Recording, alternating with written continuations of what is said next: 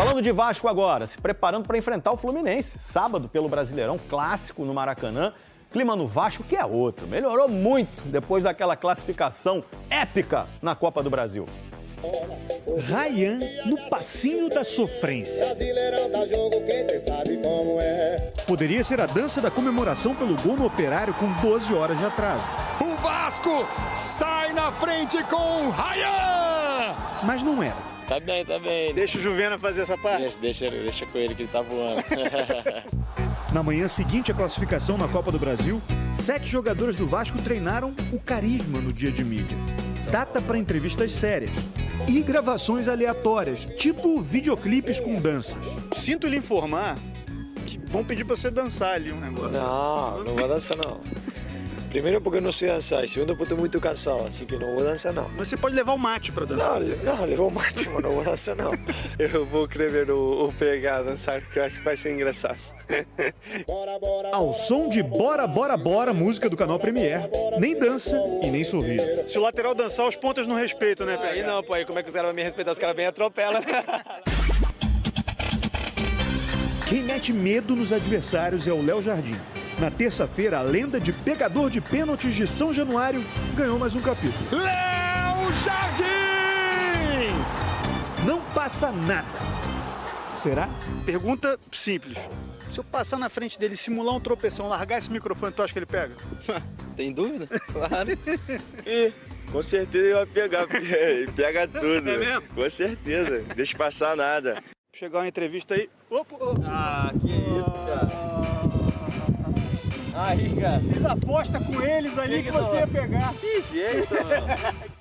Nota 0 para a interpretação do repórter. Nota 10 para o fair play do goleiro. Não passa nem microfone. Não, pô, pegou muito de surpresa daí. Ah, vale a pena tentar de novo. Vou jogar aqui, você se despede da torcida do Vasco no Globo Esporte, ok? Então vai, bora. Pega aí. Aí, ó, um abração pra toda a torcida do Vasco aí e agradecer pelo carinho, tá bom? Pedrosa, Imaginação sofrendo. você viu o abraço? Olha que abraço bonito. Exato. É, aquela música, adoro morar no seu abraço. Aqui, que coisa linda. Agora eu quero saber, este rapaz que está aqui, que é o Lloyd abraçando o Diniz, ele fez uma malcriação. Lógico. Ele vai ganhar uma punição? Você tem essa informação, o Lucas Pedrosa? Tem? Tem. O Vene me perguntou ontem, eu fui buscar, né? Não só sobre essa informação, mas fui entender como é que foi o tratamento com o Lloyd após o que aconteceu. Então, o que eu ouvi é que, obviamente, não vai ter punição. Geralmente, quem define punição é o próprio treinador, porque o treinador entende, cara, aquele cara foi irresponsável comigo, foi indisciplinado aqui e tudo mais, e o Diniz não tem esse perfil, muito pelo contrário. A gente até brincou no off aqui, e eu tenho certeza que ele olha pro Lloyd e ele fala assim, eu vou recuperar esse cara. Isso aqui é um desafio na minha carreira. Como ele fez com o John Kennedy, como ele fez com outros jogadores que ele já teve problema também disciplinar. Porque ele sempre fala isso, o jogador de futebol, cara, o contexto que o cara vive é um contexto muito difícil e a gente acaba sempre normalizando isso. Então, após o jogo, o Lloyd chorou muito no vestiário, ele ficou realmente muito abalado com tudo que aconteceu. Reconheceu o seu erro, o Pedrinho e o Fernando Diniz foram conversar com ele pessoalmente e foi muito mais um tom de acreditamos em você, você precisa trabalhar, você precisa entender o que você veio fazer aqui, porque o Vasco, no final das contas, fez um alto investimento nele. São mais de 10 milhões de reais num jogador que ganha também um salário decente. Então, assim, é necessário, como eu falei aqui, entender que há o lado do ser humano. O que ele fez no jogo, para mim, totalmente antiprofissional. Irresponsável, individualista, mas eu nunca fui a favor de rescinde, não serve e tudo mais, é ser humano. Então eu acho que esse trabalho vai ser muito mais do Fernando Diniz em recuperar o Lloyd do que qualquer outra coisa. O Vene Casagrande, a gente estava falando em relação ao Diniz e você falou, foi você ou foi o Pedrosa? O cara é psicólogo, né? Vene. Foi o Vene, né? Foi você que falou, né? E ele tem isso no... Como eu brinquei, que é uma skin dele assim, outra skin dele assim... É porque realmente, quando ele está na skin de treinador na beira do campo, ele fala até coisas e que nós já vimos como os comunicadores, apuradores, todos nós que somos, já vimos ele fazer na beira do campo, né? E como vestiário, ele é um cara que consegue dar esse contorno, o Vene Casagrande, em personagens, vamos dizer que às vezes estão fora do que se entende de boa conduta, né? Sim, exatamente. E outra, Fernandinho, algo que precisa ser mencionado. O Fernando Diniz, para quem não sabe, ele foi atleta de futebol, ele foi jogador Sim. de futebol. E todo mundo que jogou ao lado do Fernando Diniz sempre fala isso. Ele sempre foi assim. E por que ele é assim? Porque ele se transforma porque é um cara que não gosta de perder de jeito nenhum. O que para mim é uma virtude. Obviamente que em determinado momento ele passou dos limites no começo de carreira dele como treinador. E eu acho que a gente pode pegar a entrevista coletiva dele pós esse jogo aí, que a gente consegue perceber uma evolução do Diniz nesse sentido. Porque ele se saiu muito bem na pergunta. Obviamente ele seria questionado sobre isso. Ele falou, naquele momento eu não percebi nada. E é óbvio que ele percebeu. Ele só não quis expor o jogador dele. Em outros momentos, eu arrisco a dizer que ele ia falar algo totalmente diferente. Ele ia reclamar do jogador, falar que isso não deve ser feito. Só que ele foi malandro. Na frente das câmeras ele falou uma coisa e eu tenho certeza que nos bastidores, como o Pedrosa mencionou aí, ele fez uma cobrança muito grande em cima desse jogador. Mas a cobrança num bom sentido.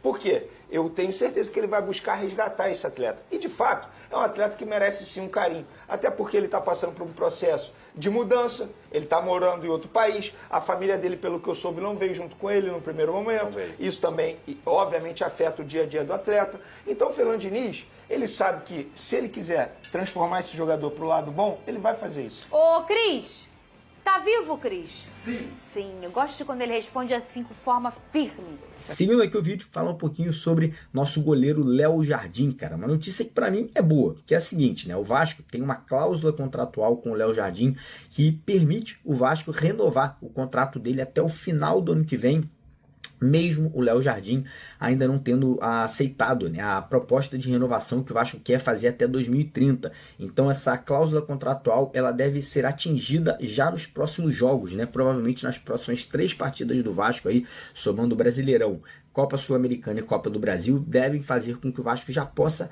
acionar essa cláusula. Isso significa que ele vai ficar até o final do ano que vem? Não, a gente sabe que não, né? O Léo Jardim ele vem sendo cobiçado por grandes equipes aí, o Palmeiras já demonstrou interesse, o Clube do Porto de Portugal, ontem tivemos informação que o Torino da Itália também está interessado no Léo Jardim, então não significa automaticamente que ele fique, mas, enfim, pelo menos aí é um alento, né, que o Vasco pode, quem sabe, contar com o goleiro por mais temporadas, né, um goleiro que vem sendo aí muito, muito importante, muito útil, né, vem salvando o Vasco em diversas oportunidades e não foi diferente na última partida da Copa do Brasil. Então, vamos aguardar, né, vamos apurar os fatos, a tendência é que até o meio do ano a gente já tenha uma certeza maior aí sobre o futuro do goleiro, se ele fica, se ele renova ou se ele será vendido aí nessa janela de meio de temporada. Falar um pouquinho sobre eleição do Vasco, né? Vamos falar um pouquinho aí sobre a situação da eleição que vai acontecer ano que vem, mas que já vem gerando uma grande polêmica dentro do clube, né? Nessa última semana, o clube anunciou, né, um aumento no número de sócios estatutários, né? Que são os sócios com direito a voto, de quase 1.000 novos sócios aí, do nada, né? Apareceram 1.000 novos sócios lá no quadro de possíveis votantes no ano que vem e acabou gerando um certo tumulto interno, né? Muita gente acusando o Pedrinho que, enfim, estaria fazendo algum tipo de coisa ali errada. Eu, sinceramente, não vou acusar, até porque não acho que o Pedrinho é um cara do mal, não acho que ele vai fazer nada de errado, mas surgiram ali, né, algumas pessoas ali duvidando, né, do que poderia ser esses 1.000 novos sócios. O Vasco alegou que seriam sócios que teriam feito ali uma questão de pagar mensalidades atrasadas, né, ter conseguido ali voltar com a possibilidade de voto no ano que vem. E aí, né, depois do último jogo agora, na última terça-feira, caiu 300 sócios, né? Caíram 300 possibilidades de sócios. E aí, cara, tá gerando muito tumulto, muita gente tá duvidando, né, da lista ali de votantes para o ano que vem. Enfim, vamos aguardar, vamos seguir aí apurando os fatos, né? Se o Vasco soltar alguma nota oficial, a gente vai trazer aqui para vocês em relação a tudo isso. E caso também as pessoas que estão fazendo essas acusações aí queiram vir a público, queiram se manifestar e queiram aí explanar os fatos, a gente sabe que o nosso canal aqui é de vascaíno para vascaíno. A gente, obviamente, vai dar a voz a todo mundo, desde que não façam acusações levianas, desde que as acusações não sejam feitas ali sem provas, né? Então, o canal tá aberto aqui, caso... É isso aí, família vascaína! Uma ótima noite a todos! Amigas e amigos, eu vou falar uma coisa pra vocês. Sábado é dia de guerra, sábado é dia de clássico e sábado é dia do Vasco da Gama amassar a equipe do Fluminense com tudo. Eu tô muito confiante e só a vitória interessa. Alô, Ryan! Alô, Verrete! Vamos pra cima do Fluminense com tudo. Fernando Diniz já trabalhou muito tempo lá no Fluminense, ele sabe a estratégia, vai saber muito bem como montar a equipe do Vasco, né, para encarar o Fluminense de igual para igual e conseguir os 3 pontos no Campeonato Brasileiro, que é o que todos nós queremos. O Vasco precisa pontuar e precisa ganhar para a alegria do torcedor vascaíno, que estará presente nesse grande clássico. E eu vou falar uma coisa para vocês, já vou dar logo aqui meu placar. 2-0 Vasco da Gama, essa que é a verdade, eu tô muito confiante, mas eu quero saber a opinião de todos vocês. E agora, falando sobre Mercadão da Bola, há uma imensa expectativa do Vasco contratar um zagueiro de qualidade no meio da temporada, nessa janela agora que tá chegando no meio do ano, e se trata, sabe de quem? Do experiente zagueiro paraguaio, que já atuou com a camisa do Corinthians, passou aqui, foi campeão, né, jogador de seleção, que é o Balbuena. É isso mesmo, Fernando Diniz quer a contratação desse experiente zagueiro, é um atleta, um xerifão, chega, coloca a camisa do Vasco e vira titular, vai comandar aquele setor defensivo ali como ninguém, como poucos. Então assim, eu quero saber de vocês, vocês aprovam a chegada do zagueiro Balbuena? Seria uma boa, não seria? Já deixa aqui nos comentários pra gente estar debatendo sobre esse grande assunto. Conto com o apoio de todos vocês. Lembrando, hein? O sentimento não pode parar. Fiquem com Deus!